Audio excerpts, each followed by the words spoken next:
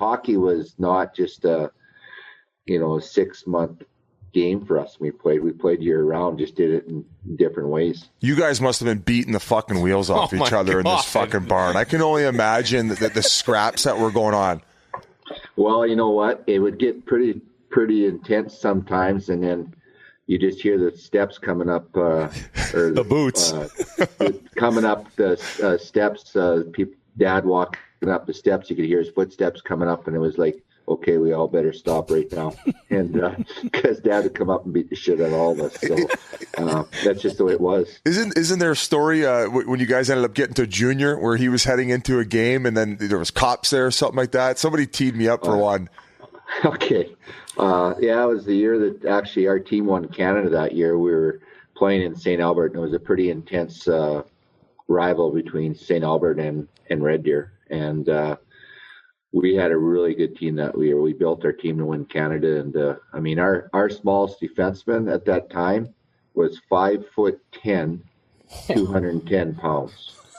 So brother Ronnie, Richie, and I, we were scrubs on that team, even though we were pretty good players. And I got drafted. That was the team I got drafted from in the first round that year. Was by the Islanders. Was from Red Deer with that playing on that team. But what happened was we went into St. Albert, and it's always was an intense rival between the two teams, and it was always brawls, right? And brawls back in the day wasn't two fights, or it was a full bench clearing brawl, right? And the bench was emptied. Well, it didn't even get a chance for that to even happen. We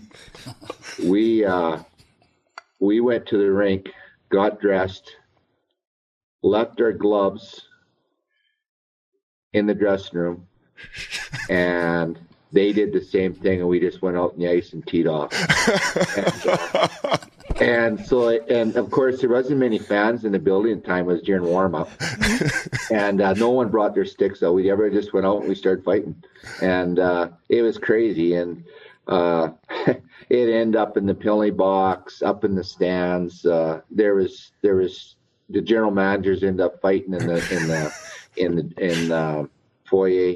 Our coach, John Chapman, at the time, he had got suspended 12 games from the game before because he chased the ref around the ice in Sherrod Park after a game. So he ended up not coming there with us. So our general manager, Graham Parsons, he hid underneath the bench. He went out there, and of course, Mark Messier's dad, Doug, is a tough cookie, and Doug is their coach. And this was it was a shit show. It would end up in the concourse. They eventually turned the lights off, and the police came. They shut the lights off, and of course, Mom and Dad are driving up to the game, and it's an hour and just over an hour and a half drive to get up to St. Albert from Viking, and and they pull in the parking lot. Well, when we walked off the ice, the police just basically told us, grab your stuff, get your skates off, grab your stuff, and get on the bus and get out of town. So we were walking on the bus, and Mom and Dad pulled up into the parking lot, and we got all our equipment and you got your sticks and bags, and you're throwing them underneath the bus, and you're walking on the bus, and we're still dressed up, and Dad just walks up and just goes, "You asshole," and turned around and left. That was it. You had to chip in for gas money for Mom and Dad. And the next morning, brother Daryl was playing in American hockey. He just came back from Japan. And he played in Japan that year, and he came back, and he was playing in Moncton for the Moncton Hawks, and that was the Blackhawks farm team. And we played there on a Wednesday night.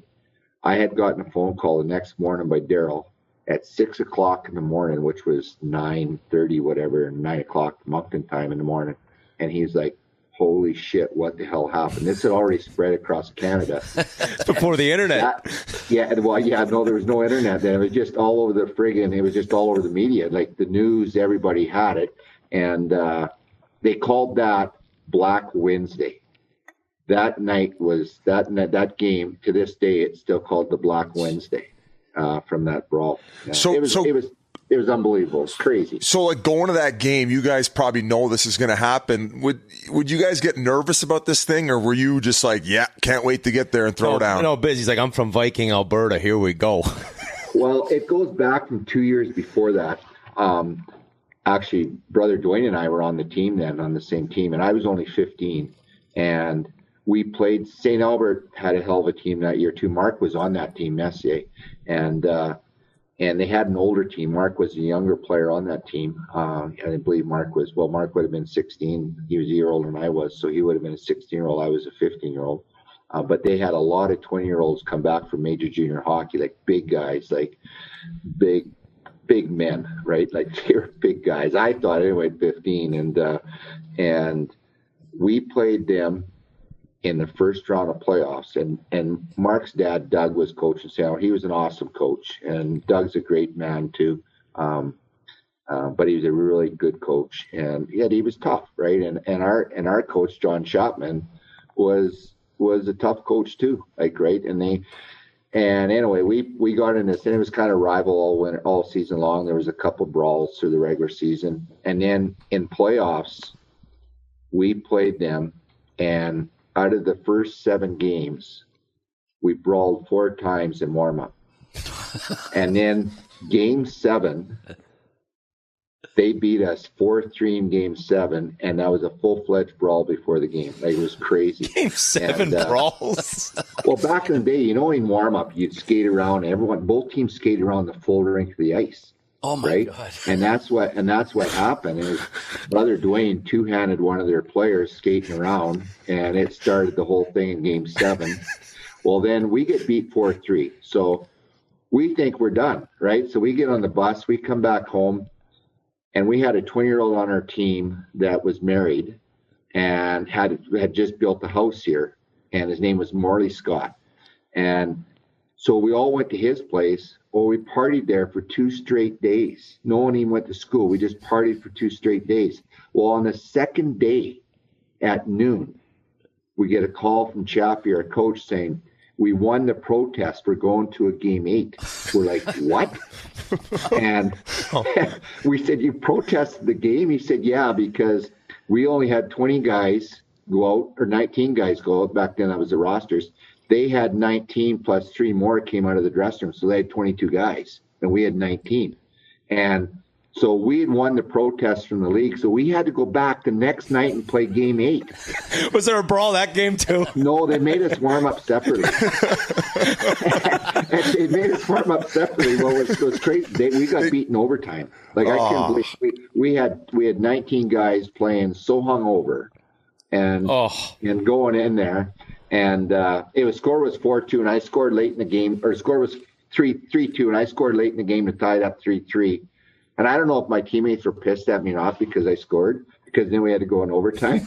But anyway, we go in overtime, and they beat us 4-3 in overtime, and so that carried on. And so the next year, I'm a 16-year-old, and we have a completely different coach, manager comes in.